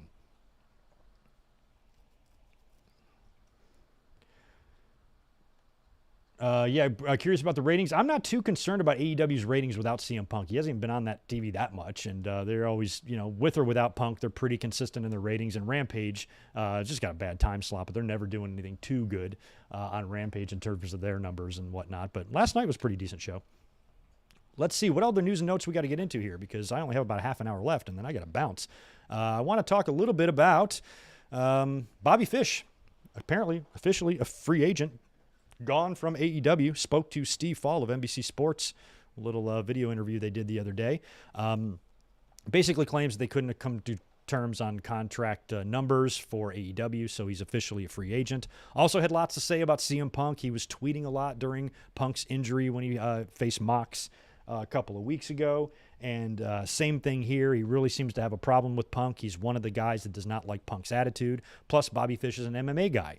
And so he's very critical of Punk's. He says Punk's a great professional wrestler, but he's terrible at MMA. He proved that by getting his ass kicked in USC. And whenever he, tries to execute MMA moves in a wrestling ring, he looks like a fool. And his comments were pretty funny. But at the same time, Bobby Fish... it's like how we blame Punk. If Punk is mad at Kenny and the Bucks, isn't what he's doing worse? For Bobby Fish, a guy to have all this respect and integrity, to basically complain about having to do a job for a guy in a fake fight. I know we're way past the days of exposing the business, but a guy like Bobby Fish and his mentality, he seems like he'd have a little bit of that old schoolness in him, where even if he has an issue with CM Punk's attitude or whatever, to basically say, the only reason he beat me in the fight is because they made me go put him over. I had to lay my shoulders down for him. Anytime anybody says something like that, it's kind of annoying. Even with Brett, even after the screw job, when he was basically like, hey, I didn't really get beat, which also means all those other matches I got beat in weren't real either. Is that what you want to be doing? Stu Hart's son? Stu Hart's son. You're just going to talk about how all this shit's fake. Yes, we know. We already know that. But do you really want to be advertising that? So I kind of felt that way when Fish was going on his CM Punk rant. But a lot of people have a lot of strong CM Punk opinions right now. Moving on from CM Punk, Royal Rumble. 2023 location has been revealed back in the Alamo Dome. Number 4 for them, or no, number 3, 97 and 2017. They were there, right? So I believe this will be the 4th time. First time in 5 years, which is a lot quicker than waiting the 20 that they did last time. So that is interesting that they're going back to the Alamo Dome, but they like to put Royal Rumbles in stadiums now, and I love that. I would love for them to come to Petco Park. That would be so fun. I think they could pull it off in January. Might be a little chilly, but nothing too bad. And very, very rarely rains, although it could. But Petco Park is just a great stadium, and it would be a great place for wrestling, because I don't think a WrestleMania will ever get here, because the Padres will be playing by the time it's WrestleMania season. So there's not going to be enough time to build a WrestleMania set and tear it down before their next home swing. So it's going to be Royal Rumble or SummerSlam or nothing for good old Petco. But Alamo Dome gets Rumble in 2023 in Texas. So could have some Dusty Rhodes implications there if Cody wins. Eddie Kingston, best wishes out to him. He has tested positive for COVID, pulled from New Japan Strong this weekend, but hopes to make TV after a couple of more COVID tests. So that's a shame. Wish Eddie Kingston nothing but the best. Y'all remember Hannibal? Devin Nicholson. Hannibal, he was the guy that got awarded all that money in the Abdullah the Butcher lawsuit, got him a couple $1 million because he contracted that, and he does interviews on YouTube and whatever. Well, he was arrested for assaulting a woman in August. He lives in Canada. Trial is set for next month. It says here, reportedly, Nicholson was released under the supervision of his parents. And how old is this guy? Under parents. And also must either stay with them or contact them daily. He's also ordered to have no contact with the victim and must abide by a nightly curfew.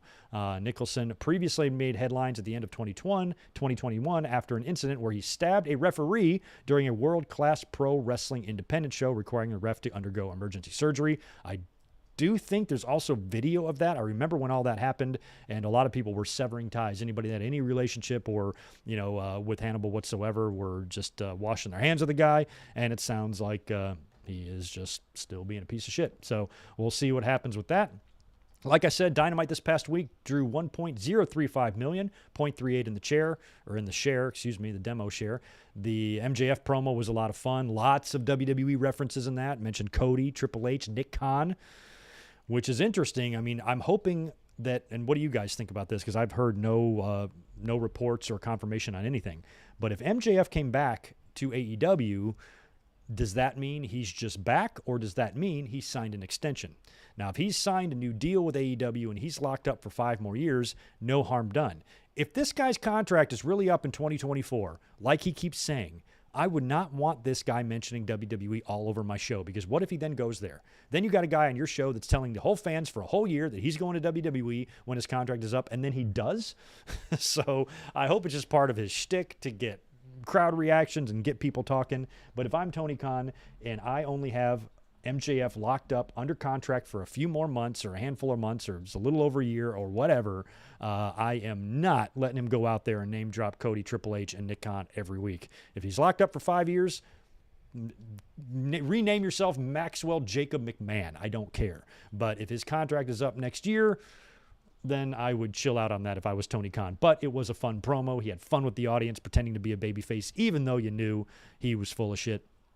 I thought that was really well done. We talked about the Moxley promo as well. Really enjoyed that. Fun main event with Garcia and Wheeler Yuta, giving the fans some wrestling to cleanse our minds, if you will, after all the aggression and the shitstorm and the fighting that was taking place the previous night. It was, I thought, the perfect Dynamite to present to the fans. Just give us a little bit of a cool down, rally the troops, reset, and get your, title situation ready to rock for Arthur Ashe, because that's going to be a big show coming up in a couple weeks. So this week on Dynamite, we'll be watching together two big tournament semifinals, Danielson, Jericho, and Moxley and Guevara, to determine the challenger for when Danielson beats Jericho. Danielson has to have a challenger to beat so he can win that AEW title, like he will, I promise you.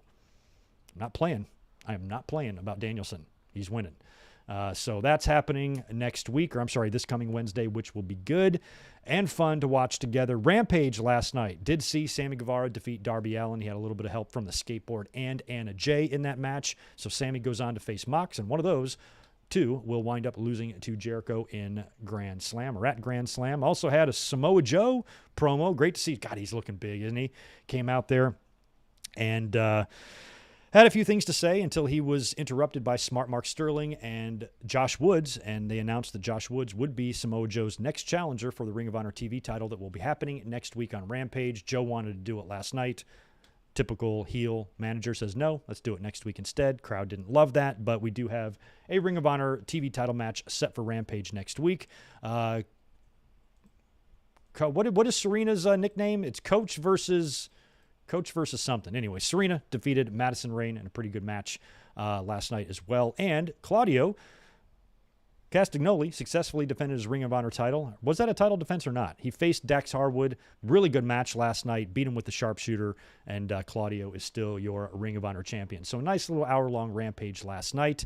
And that pretty much does it on the AEW side of things. We've been talking about AEW a lot lately, and there's so much to still figure out. We still don't know the futures of anyone involved in the scuffle. If it's just a suspension, we know Punk's going to be out, but we're curious how long Kenny and the Bucks will be out as well, how long the suspension lasts, or if it's, an indefinite suspension pending the results of the investigation, which is what most likely it is. I seriously doubt Kenny and the Bucks will be out there this week on Dynamite, so they're still going to be on the shelf for quite some time. And to be honest, if I'm Tony Khan, I'm in no rush to get them back, because as soon as they come back, that's all everybody's going to be talking about. I almost think it's best in the situation, since CM Punk is injured and you can't get everybody in the room and say, hey, let's do a big angle on TV and make some money off this. Even if they wanted to do that, they can't do it now because Punk is injured. So in the meantime, I don't think it's not going to harm AEW. They can afford to go without Kenny and the Bucks for a few weeks. I would keep them off TV for a while.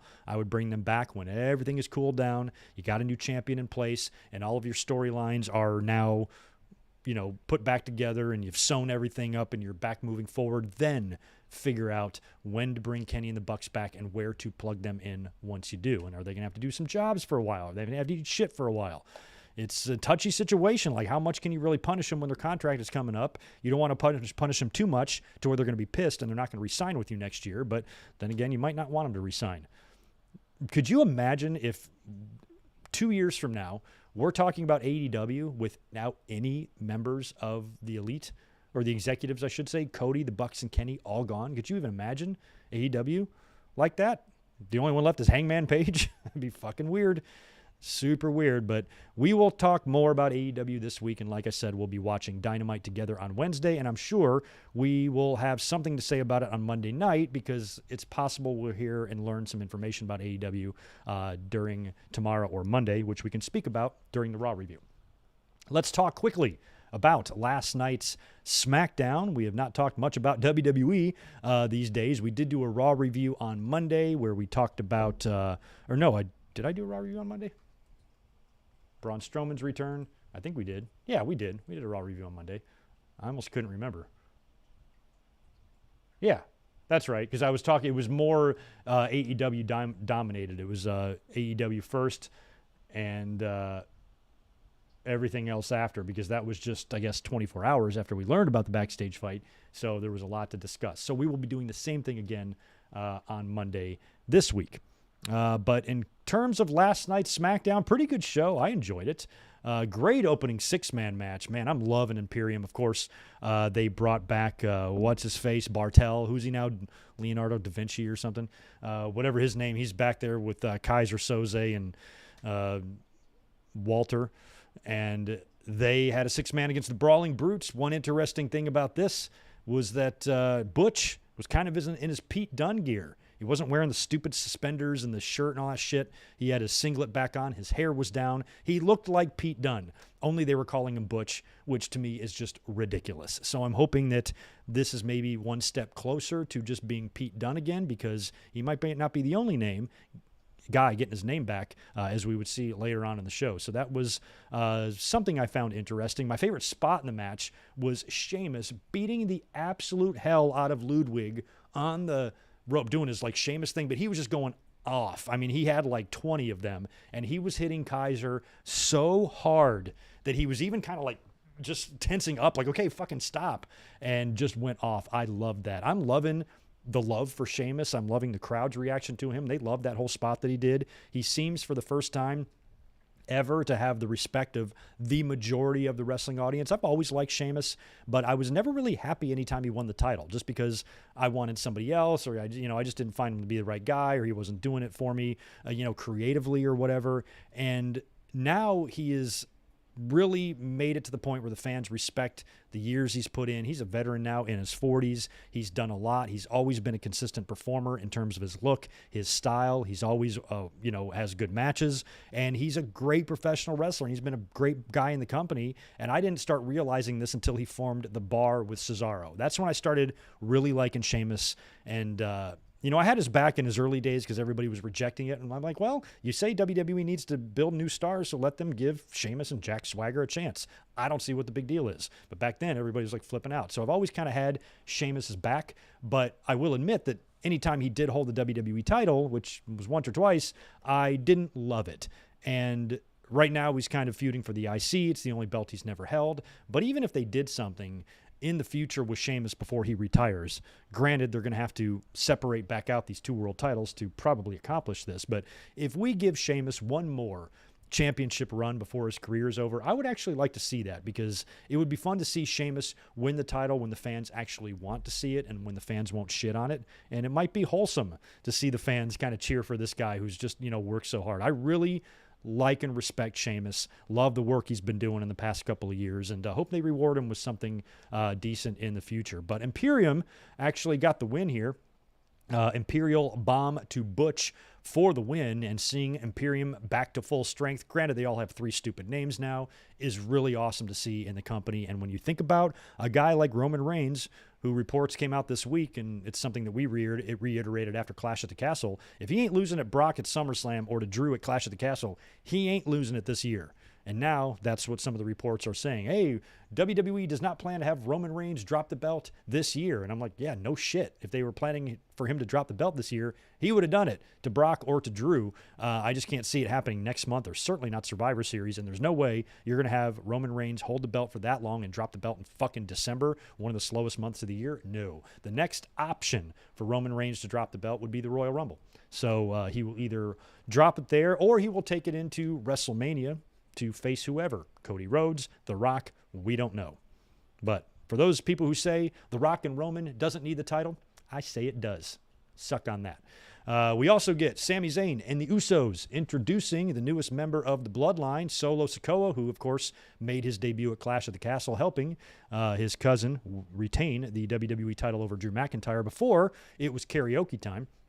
So this week on SmackDown, of course, no Roman, no championship belts on the show. So the Usos and Sami come out to introduce the newest member. So this adds one more family member, maybe even furthering, pushing Sami Zayn down. At some point, he's going to screw up or have some sort of an issue with the Bloodline, or have some sort of more dissension with Jimmy, or maybe even with Solo if Solo doesn't like him. At some point, I think there's going to be a deal where the entire Bloodline is just fucking up Sami, and he's saved by Kevin Owens. That's what I hope this leads to. But in the meantime, I'm in no rush to see Sami leave the Bloodline, because Sami in the Bloodline has been one of my favorite things Sami's ever done. And I love it, love it, love it. He's one of my favorite people in the business, and great shit there. So they introduce Solo. He says a couple words on the mic. Out comes Drew McIntyre, who's pissed. He hits the ring with a chair, starts wearing out everybody, goes to hit Solo with the chair, and Sami pushes Solo out of the way and takes yet another bullet for one of the Bloodline members. So clearly, the Bloodline is just using Sami as a human shield, and he is completely oblivious to that fact, and he takes yet another bullet for one of these guys that I'm sure will go very unappreciated. And Solo and Drew would be working in the main event. We had Raquel and Aaliyah defending their women's tag team championships against Toxic Attraction, so I guess this made up for the match that Toxic Attraction had to miss in the tournament for whatever reason that was. I forgot now. But Raquel hit the Raquel bomb on JC for the win. And a lot of people feel like Toxic Attraction should just be on the main roster now. I think they should too. But I really like everything that Mandy Rose and them are doing down south as well. So we will see, but they should probably head up. It's a tag team division. You need tag teams, so bring them on. Still no word or rumors as to whether or not Sasha and Naomi, or when these two will return to WWE. It is of the belief in my heart that Sasha Banks and Naomi will return to WWE. I just think it's inevitable. They did some sort of fashion show shit over the weekend, walking the runway. They did their little turn on the catwalk, and they walked back. So that happened, and I'm sure they will be back in the company at some point to take on the champions. We had Ronda Rousey winning a fatal 5-way. This was to determine who Liv Morgan's next challenger will be. She defeated Natalya, Xia Li, Lacey Evans, and Sonya Deville. After the match, Ronda was congratulated by Shayna Baszler backstage, and Ronda said to her, "Hey, let me know. Don't worry about losing or whatever. Let me know when you want to start breaking bones around here again, and we'll take over." Because the two of them go way back. As a matter of fact, me and Elizabeth just last night finally watched. It's been sitting in there for a few days. The Stephanie McMahon and Brie Bella Rivals A&E doc, and a lot of Daniel Bryan in that too, which was pretty cool. But they showed the match with Stephanie and Brie at SummerSlam, and Ronda Rousey and Shayna Baszler and Marina Shafir. Maybe not Marina, but Jessamine Duke and somebody else. They were all at ringside for that, and I completely forgot about it. That was before pretty sure that was before Ronda lost to Holly Holm. So that was way, way before that. That was kind of cool to see that. And it sounds like maybe Rousey and Shayna could be forming an alliance, and I would love for them to, because I was shocked that Shayna Baszler actually beat Liv Morgan, or Liv Morgan beat Shayna Baszler so clean at Clash at the Castle. I had predicted Shayna to win the title, even though I wasn't confident about it. So maybe they'll do a deal, and I kind of hope they do, where Ronda faces Liv.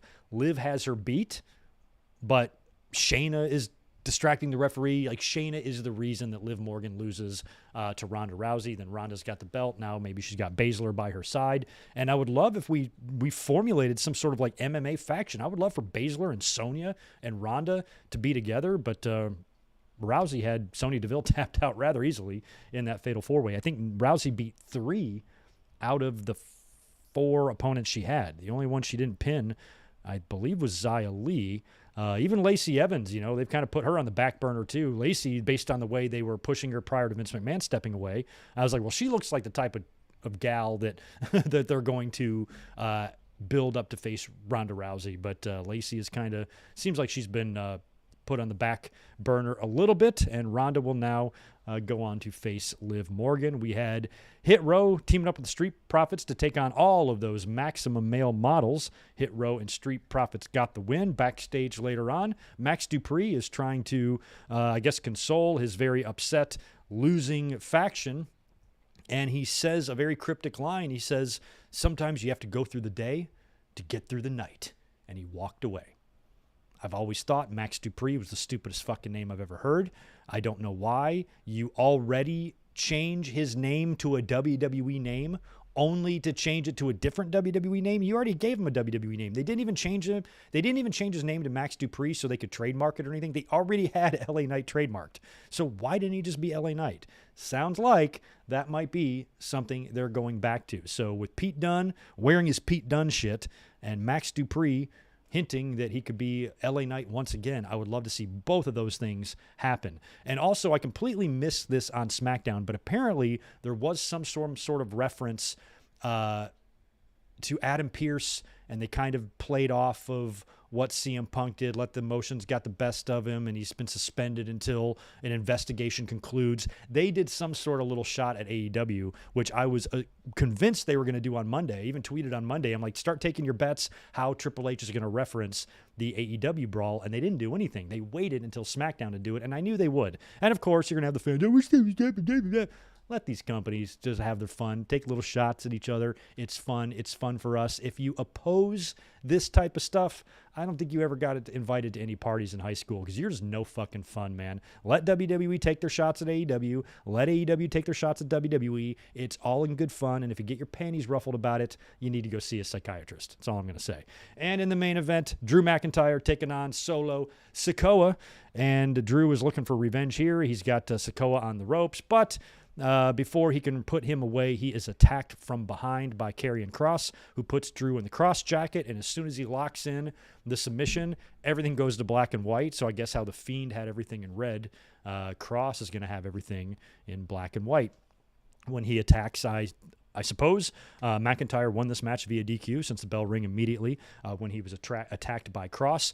So that gets Drew, I guess, a little bit of beatdown on Solo Sikoa done, and now it's going to move McIntyre and Karrion Kross into a program, which I don't know how I feel about that. I think Drew McIntyre is a better professional wrestler than Karrion Kross by a lot. But I also like Karrion Kross. And if you're going to take the time to bring him back, put him back in the presentation that WWE so royally fucked up, give him Scarlett this time and do it, I feel like you got to run with it. So if you're going to have Kross and McIntyre, as much as I don't want to see McIntyre get beat, I think for the good of Kross and what you're doing with him and your investment, he's got to beat Drew. So we will see if that happens and what they're going to build for Extreme Rules. Probably Drew and Karrion Kross in some sort of an Extreme Rules match. I wouldn't be surprised. And we still have Survivor Series on the horizon with Roman carrying 2 titles. I don't know how they're going to do Survivor Series this year. It's very possible the Triple H maybe goes back to the old days, or they just do away with the brand extension altogether. But if they want to have champion versus champion, then Roman is going to have a match with himself. Hopefully it will be 5 stars. And that was pretty much the end of SmackDown last night. And perfect timing here, as I actually have to get out of here and go to work pretty soon. But I will cruise back to the chat, see if there's any good stuff going on. Rene Dupree's kayfabe cousin. I like that. Yo, FRGN. Good to see you, man. Greetings from Singapore. I was guest on his podcast a couple years ago. Very cool. I was back in my old apartment, I think, when I recorded that with you guys. Glad you're here, my friend. Can we see your stuff on your channel? If you want to provide a link to your podcast there, buddy, do it. And I'll send everybody over to you.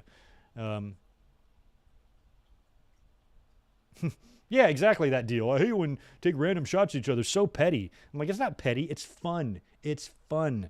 It's fun. Let it be fun. The only people that really say that, though, are people that are so tribal. Because if they get their mind that they're going to support one company and the other one sucks and all that stuff, like you see so many of these morons do, they're never going to like it when the company they don't like is shit-talking the one they do. I like them both, so they can shit-talk each other to me. I don't care. I like it. I think that's fun. That's what WWE and WCW did back in the day. It never made me mad. I think fans who get mad about that are just children. Little angry, frustrated children that don't know how to have fun and probably never will. So if you're one of those people, try to have some fun. It wouldn't kill you. Seth Rollins, Roman Reigns at Survivor Series in a non-title match.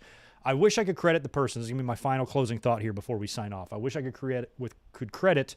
Oh, and I got a Justin Kongalong super chat as well. Let me make sure I'm not missing any more. I want to finish with one more comment before I get out of here. But before I do that, let me answer this very nice super chat from Justin Konglang. I think I always call you Kongalong. That's just because I suck. But thank you for that $5, dude. What's the plan for the watch along on the 25th? My birthday, turning 27, and we'll try to do my first pay-per-view finally. Rumble in the Dome. Can't wait. 25th. Hopefully that's a Sunday, bro. Let's see. Sunday, the 25th. It is. There's no pay-per-view that day, right? No AEW, no WWE. We got to find out. 25th.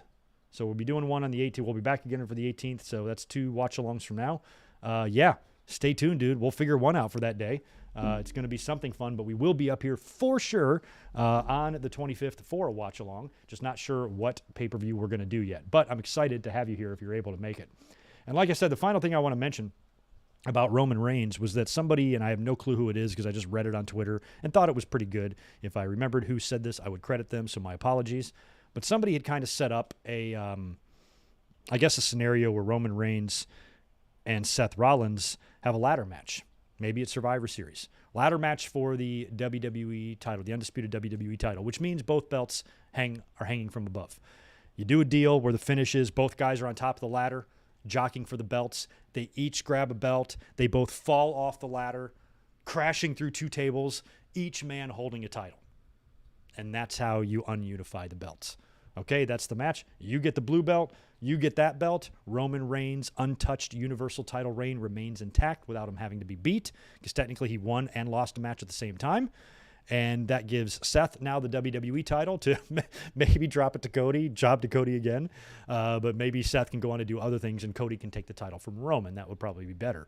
But I do like that scenario. Any sort of a match like that you could do that would cause WWE to, in storyline, be forced to ununify the titles. You'd have to be careful with how you booked that and wrote it, but I think it could be done for sure. So I really like that idea as well. Anything to potentially get these titles separated back out, because I think having 2 world titles again is what we need to do. I just don't really have the answers on how to do that. And it sounds like WWE doesn't either, because no plans as of yet how to do this. I thought they were setting up for it at Clash at the Castle. Roman can lose. Paul Heyman can pull some contractual chicanery to keep the Universal belt on Roman, but give Drew the world title. That's kind of what I was thinking might happen, but you do a ladder match situation. Each guy grabs a belt. That's a finish we have not done yet, right? There have been ladder matches with 2 belts hanging from the top. The one John Cena won when Daniel Bryan had to cough up the titles comes to mind. Razor Ramon and Shawn Michaels, WrestleMania 10. So during the matches where we have had 2 belts up there, I'm surprised they haven't done a finish yet where each guy falls with a belt.